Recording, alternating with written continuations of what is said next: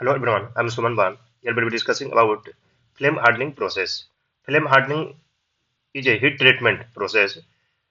First, we recapitulate heat treatment process and case hardening process. तो heat treatment process क्या होता है और केस हार्डनिंग प्रोसेस क्या होता है, इसको पहले हम लोग ब्रीफ कर लेते हैं. So heat treatment is a very important tool by which we can alter the properties of a steel easily. The same steel can have a very wide range of mechanical properties, tensile strength, hardness, ductility, creep, stiffness, etc. if subjected to different heat treatment. So heat treatment is a sequence of heating and cooling designed to get the desired properties in the steel. तो heat treatment process में क्या होता है कि एक steel का एक टुकड़ा है, ये नॉर्मल रूम टेम्परेचर पर. तो नॉर्मल रूम टेम्परेचर पर ही स्टील का टुकड़ा का जो माइक्रो स्ट्रक्चर होगा, माइक्रो स्ट्रक्चर कंसिस्ट करेगा ferrite plus pearlite plus carbide. इसका जो माइक्रो स्ट्रक्चर होगा, जब इस स्टील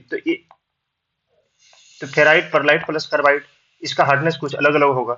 तो इस स्टील को जब हम हीट करते हैं 727 डिग्री सेंटीग्रेड पर, तो इसका जो परलाइट माइक्रो स्ट्रक्चर वो ऑस्टेनाइट में कन्वर्ट होना स्टार्ट हो जाता है.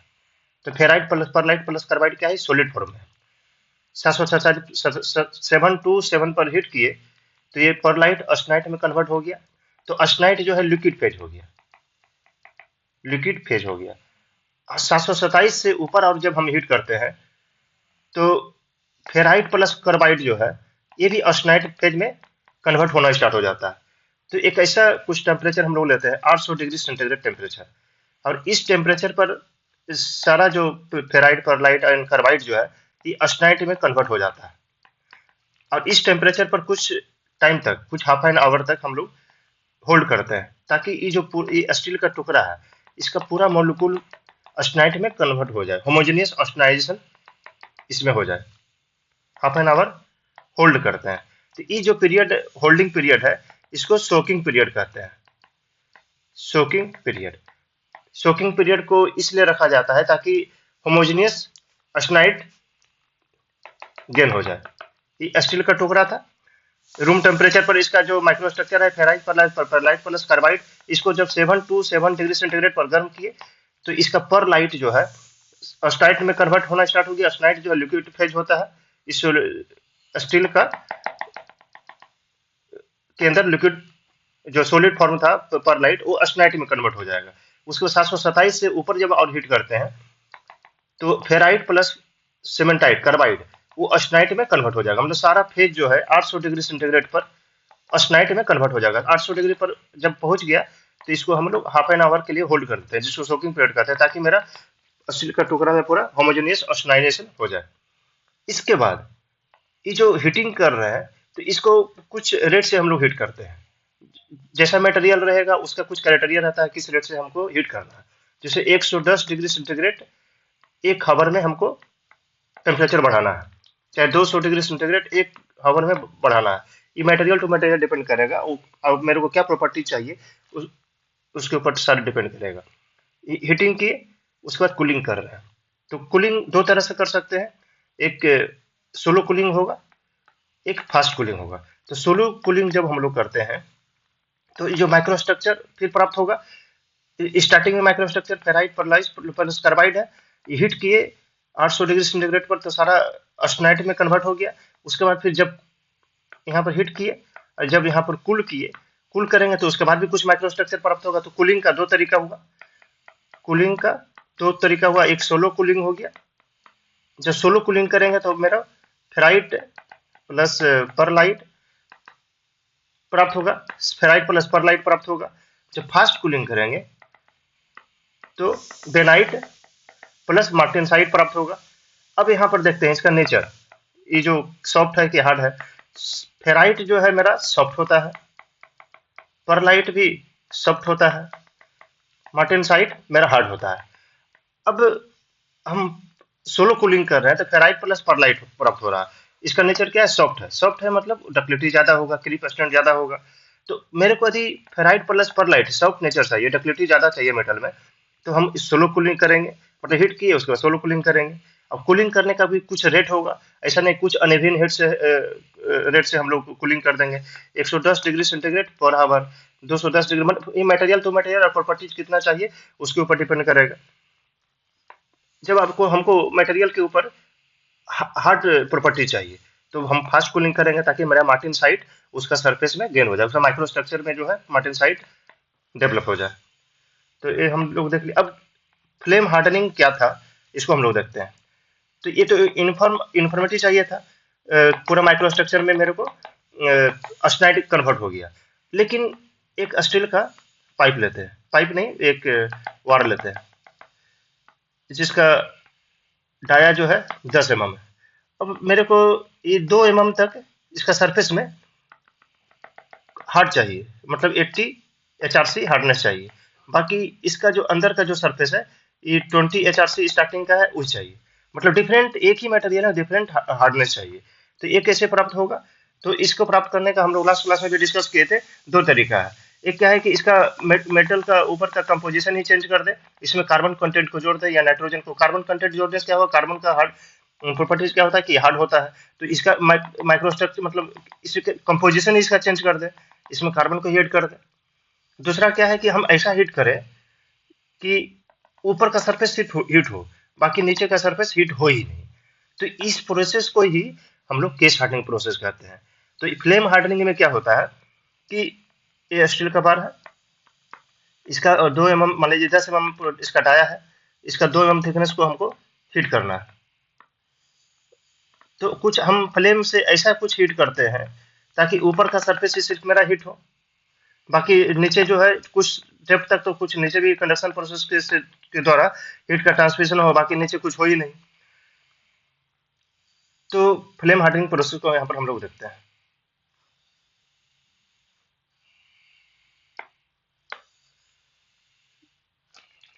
तो ये जो फिगर में जो दिखाया गया है, जब ये सॉलिड सरफेस था, ऐसा देखते हैं ये सॉलिड सरफेस है। जब हम लोग हीट करना स्टार्ट किए, ये सॉलिड यहाँ से हीट करना स्टार्ट कर रहे हैं, ये सॉलिड इसका डाया 10 mm का है। डिस्टेंस फ्रॉम सरफेस, ये डिस्टेंस फ्रॉम सरफेस है, मतलब यहाँ से हीट कर रहे हैं। हीट किए इस टेम्परेचर तक हीट किए, मतलब टोटल मेरा 2 mm तक, ये जो दो यहाँ पर कंसिडर करते हैं कि ये ऐसा है, ये स्टील का वार है, ये 10 mm थिकनेस है, ये 2 mm तक हमको अलग हार्डनेस प्राप्त करना है, हाई हार्डनेस। तो हीट किए तो ये 2 mm तक मेरा ऑस्टेनाइट फेज में कन्वर्ट हो गया। कुछ हीट यहाँ पर ट्रांसफर हुआ तो ये ऑस्टेनाइट में भी कन्वर्ट होगा, प्लस फेराइट रहेगा।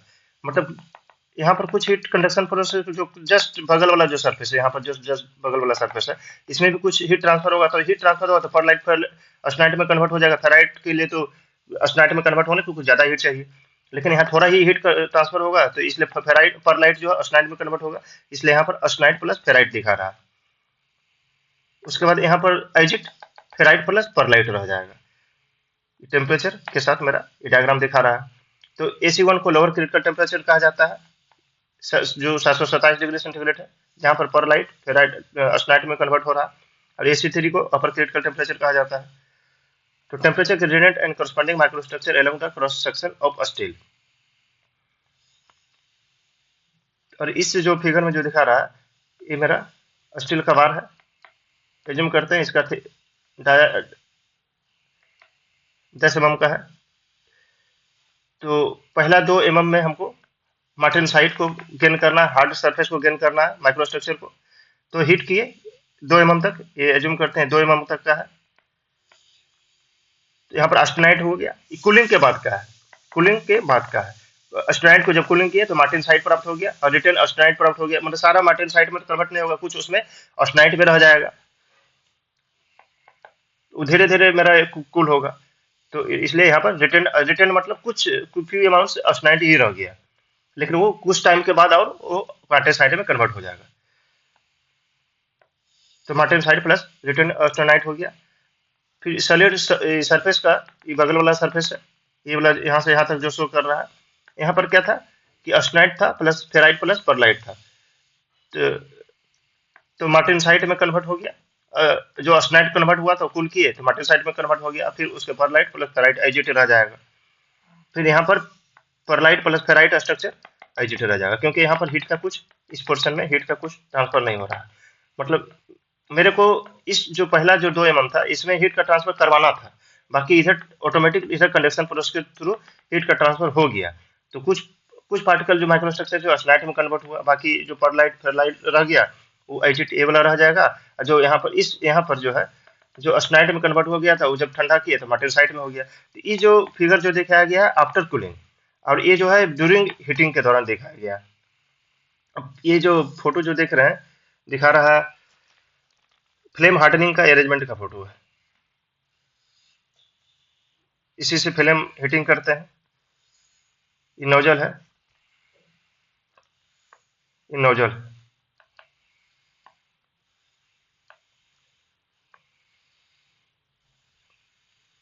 ये एयर ऑक्सीजन का लाइन है, और ये जो फ्लू गैस फ्यूल गैस जो हम यहाँ पर डालेंगे, जैसे एलपीजी को यहाँ पर हम लेते हैं। तो फ्लेम हार्डनिंग हम लोग कंस्ट्रक्शन साइट पर कुछ ऐसा ही करते हैं, इसी से करते हैं। यदि हीटिंग करना रहे तो इसी से करते हैं।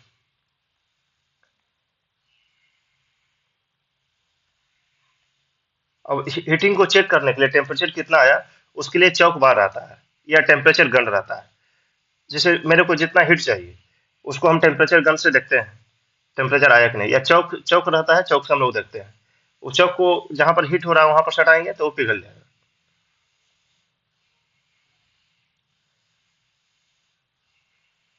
ये सब कंस्ट्रक्शन साइट पर हम लोग ये सब यूज करते हैं। बाकी जहां पर इंडस्ट्री में और जहां पर हीट ट्रीटमेंट जहां पर होता है उसका कुछ अलग ही अरेंजमेंट रहता होगा।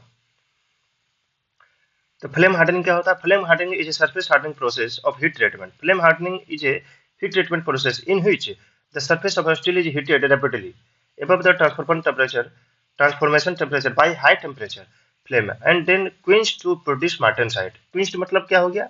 मतलब हीट करने के बाद जो हम लोग ठंडा करते हैं, कूल करते हैं, तो कूल करने का भी तो बहुत सारा तरीका होगा।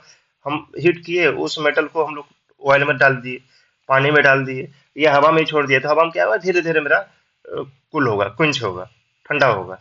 यदि मेरे को फेराइट प्लस पर लाइट चाहिए, सॉफ्ट नेचर का चाहिए, तो हवा में छोड़ देंगे। यदि तुरंत हमको मार्टेन साइड चाहिए, हार्ड चाहिए, उसको पानी में डाल देंगे, तुरंत ठंडा हो जाएगा। हीट किया, पानी में डाल दिया, तो उसमें मार्टेन साइड आ जाएगा ठंडा होने के बाद, माइक्रो स्ट्रक्चर मार्टेन साइड में कन्वर्ट हो जाएगा। तो फ्लेम हार्डनिंग प्रोसेस में यही होता है कि जो मेरा मेटल का जो बार है होमोजेनियस, उसमें ऑस्टेनाइट कन्वर्ट नहीं करना है। जहां पर हीट कर रहे हैं तुरंत वहां पर हाई टेम्परेचर डेवलप होगा, हाई हीट वहां पर होगा, और वहां पर जो माइक्रो स्ट्रक्चर जो है ऑस्टेनाइट में कन्वर्ट हो जाएगा, फेराइट प्लस परलाइट प्लस सेमेंटाइट। उसके बाद जब कूल करेंगे तो वो ऑस्टेनाइट जो है मार्टेनसाइट में कन्वर्ट हो जाएगा, और अंदर का जो डायमीटर है उसमें हीट थोड़ा थोड़ा ट्रांसफर होगा, मतलब हल्का हल्का ट्रांसफर हीट होगा कम अमाउंट में। तो फिर वहां पर माइक्रो स्ट्रक्चर, जैसे परलाइट को फिर ऑस्टेनाइट में कन्वर्ट करने के लिए 727 डिग्री टेम्परेचर चाहिए, तो 727 जाएगा तभी मेरा परलाइट ऑस्टेनाइट में कन्वर्ट होगा। 727 से मेरा ऊपर चाहिए फेराइट को ऑस्टेनाइट में कन्वर्ट करने के लिए, तो उतना हीट का ट्रांसफर अंदर में होगा तभी मेरा, अब जैसे हम यहाँ पर ये डिस्कस कर रहे हैं कि यहाँ तक तो मेरा हीट हो गया, बाकी कंडक्शन प्रोसेस के थ्रू हीट तो इधर थोड़ा थोड़ा जाएगा। So in flame hardening, the high temperature flame is obtained by combustion of fuel gas with oxygen or gas, oxygen और एयर। तो फ्लेम हार्डनिंग में क्या कहता है, हाई टेम्परेचर फ्लेम कहाँ पर ऑब्टेन होता है? कंबसन ऑफ फ्यूल गैस, मतलब फ्यूल गैस को जलाते हैं तो आग जलाने के लिए ऑक्सीजन भी चाहिए, ऑक्सीजन तो चाहिए ही चाहिए, ऑक्सीजन नहीं रहेगा तो जलेगा ही नहीं। फ्यूल गैस खाली छोड़ देंगे, उसको जला देंगे तो जलेगा ही नहीं, तो फ्यूल गैस का यूज करते हैं। After obtaining the required temperature at the surface of the object, the flame is removed and the object is quenched either by spraying by the immersion in water. तो ठंडा कैसे करते हैं? या तो स्प्रे करते हैं उस पर वाटर का, या तो वाटर में उसको इमर्स कर देते हैं। ये जो ठंडा करने का जो तरीका है वो डिपेंड करेगा कैसा हमारा रिक्वायरमेंट है। यदि हार्ड हार्ड सरफेस चाहिए तो उसको एयर में कर देंगे, वाटर में कर देंगे। यदि सॉफ्ट चाहिए तो उसको एयर में करेंगे। एयर में क्या धीरे धीरे कूलिंग होगा। The success of flame hardening depends on the skill of the operator. तो फ्लेम हार्डनिंग सक्सेस हो, वो स्किल ऑपरेटर का स्किल पर डिपेंड करता है, क्योंकि यहाँ पर हीटिंग करने के तो ये मैनुअल प्रोसेस से हम हीट कर रहे हैं, तो ऑपरेटर का यदि स्किल अच्छा हो रहेगा तो अच्छा से हीटिंग करेगा। The principal operating variable are as follows. Flame hardening process में जो वेरिएबल जो रहता है उसको हम लोग देख लेते हैं। Distance between the gas flames and the work surface. तो जो हीट कर रहे हैं वर्क सरफेस को, उसका डिस्टेंस का जो गैप है वो कैसा रख रहे हैं उस पर डिपेंड करेगा। Gas pressure and ratio. तो हम लोग यहाँ पर दो दो एक गैस और एयर दोनों को हम लोग साथ में ले रहे हैं, तो दोनों का जो रेशियो है उसको हम लोग को ठीक से रखना है, जो रिकॉर्ड है उसको रखना है। Rate of travel of flame head और work. Rate of travel of flame head और वर्क, जैसे ऐसा कुछ है, यहाँ से हम हीट करना स्टार्ट कर रहे हैं, तो ये हो सकता है कि हम इसका फ्लेम को मूव कर रहे हैं या तो वर्क को मूव करेंगे। तो ये जो फीड जो कर रहे हैं, या तो फ्लेम हीटिंग मशीन को ही मूव कर रहे हैं या तो वर्क को मूव कर रहे हैं, तो इसका जो फीडिंग का रेट होगा वो भी मेरा वेरिएबल होता है, वो कैसा मूव कर रहे हैं और मेरे को कैसा चाहिए और कैसा मूव कर रहे हैं। Type volume and application of quench. तो हीटिंग किए उसके बाद क्वेंच ठंडा किए, तो मीडियम में किस मीडियम में ठंडा कर रहे हैं, किस मीडियम में किस रेट से हम लोग ठंडा कर रहे हैं, तो उसके ऊपर भी यहाँ पर वेरी कर रहा है। These variables must be closely controlled to obtain the desired surface and depth of hardness. It is very difficult to judge the correct heating temperature. Generally results in underheating, मतलब इसका जो ड्रॉबैक है under heating और over heating. Flame hardening में क्या है कि manual process होता है, तो इसमें यदि कुछ ज्यादा हीट हो गया तो ये ओवर हीटिंग हो गया, यदि कम हीट हुआ तो अंडर हीटिंग हो गया, तो इसका एक ड्रॉबैक है। तो कुछ फ्लेम हार्डनिंग में कुछ ऐसा ही फ्लेम जलता है। ये ऐसे यहाँ पर कटिंग हो रहा है, इस सेम अरेंजमेंट से हम कटिंग भी करते हैं। कटिंग करने के लिए क्या होता है कि ऑक्सीजन इसमें ज्यादा डाला जाता है। यदि इसमें हीटिंग करना है तो ऑक्सीजन का मात्रा इसमें कम कर देंगे, यदि 50-50% कर देंगे। फ्यूल गैस जो आ रहा है एलपीजी और ऑक्सीजन जो जा रहा है उसको 50-50% कर देंगे, तो मेरा ये हीटिंग होने लगेगा। यदि कटिंग करना है सेम अरेंजमेंट से, यदि कटिंग करना है तो इसमें ऑक्सीजन की मात्रा को बढ़ा देंगे, 75% ऑक्सीजन कर देंगे, एलपीजी को 25% ही निकालेंगे। तो इसमें सेटिंग करने का एक अरेंजमेंट भी रहता है। देखते हैं ये जो दिया हुआ है, ये ऑक्सीजन का रेगुलेटर है, ये एलपीजी गैस का है। तो इसे हम दोनों कंट्रोल करते हैं। ऑक्सीजन को कंट्रोल करना है तो इसे कंट्रोल करेंगे, एलपीजी को कंट्रोल करना है तो इसे करेंगे।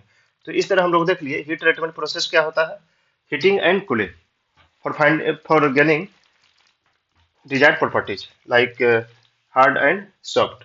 तो यहाँ पर हम माइक्रो स्ट्रक्चर भी देख लिए कि यदि रूम टेम्परेचर पर है तो ferrite plus pearlite plus cementite है, उसको जब हीट करते हैं 727 पर तो उसका माइक्रो स्ट्रक्चर स्टील का परलाइट ऑस्टेनाइट में कन्वर्ट हो गया। और हीट करते हैं अपर क्रिटिकल टेम्परेचर पर तो फेराइट प्लस कार्बाइड भी माइक्रोसाइट में ऑस्टेनाइट में कन्वर्ट हो गया। ऑस्टेनाइट जो है लिक्विड फेज होता है, जैसे ferrite plus pearlite plus carbide क्या है, ये रूम रूम टेम्परेचर पर ये सॉलिड फेज है, और जब इसको हीट कर रहे हैं ऑस्टेनाइट में कन्वर्ट हो गया, लिक्विड फेज होता है, फिर उसको हम ठंडा करेंगे। तो हीटिंग करने का और कूलिंग करने का भी एक रेट होता है, वो मटेरियल के ऊपर डिपेंड करेगा, अब मेरे को कैसा माइक्रो स्ट्रक्चर चाहिए अ, उसके ऊपर डिपेंड करेगा। तो फ्लेम हार्डनिंग और हीट ट्रीटमेंट को यहाँ पर हम लोग अच्छे ढंग से देख लिए। Thank you.